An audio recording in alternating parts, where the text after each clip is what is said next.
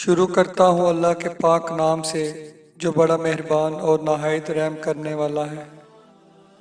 ایک دفعہ امام علی علیہ السلام خطبہ دے رہے تھے تو اتنے میں ایک شخص ان کو حسرت بھری نگاہوں سے دیکھ رہا تھا۔ امام علی نے جیسے ہی اپنی مبارک آنکھوں سے اس شخص کو دیکھا تو فرمایا، اے اللہ کے بندے، کیا کچھ پوچھنا چاہتے ہو؟ تو اس شخص نے عرض کیا کہ یا علی، پوچھنا تو چاہتا ہوں لیکن سوچ رہا ہوں کہ پوچھوں یا نہ پوچھوں۔ امام علی علیہ السلام نے فرمایا، اے بندہ خدا، جو چیز چاہے پوچھ لو، کیونکہ میں زمین کے رستوں سے زیادہ آسمان کے رستے جانتا ہوں۔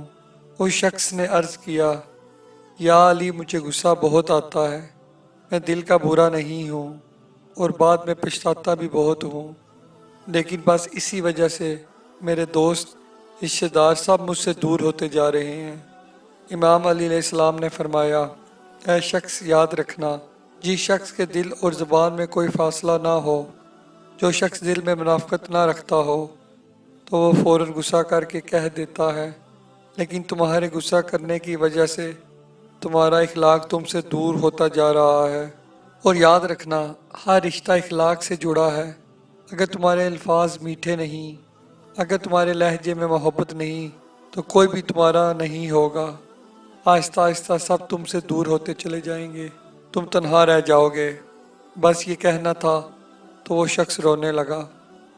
امام علی علیہ السلام نے کہا کہ تم رو نہیں، اگر تم چاہتے ہو کہ تمہیں غصہ نہ آئے یا پھر آئے تو اسے فوراً ختم کرنے کے لیے اگر تمہیں غصہ کھڑے ہوتے ہوئے آئے تو بیٹھ جاؤ، بیٹھے ہوئے آئے تو لیٹ جاؤ، گھر میں ہو تو باہر چلے جاؤ، باہر ہو تو کسی درخت کے سائے کے نیچے بیٹھ جاؤ اور مٹھی کو تیزی سے بند کر لو اور ایک ایک انگلی کھولتے جاؤ اور یہ کہتے جاؤ، اے اللہ، محمد و آل محمد پہ رحمت نازل فرما، محمد و آل محمد پہ رحمت نازل فرما۔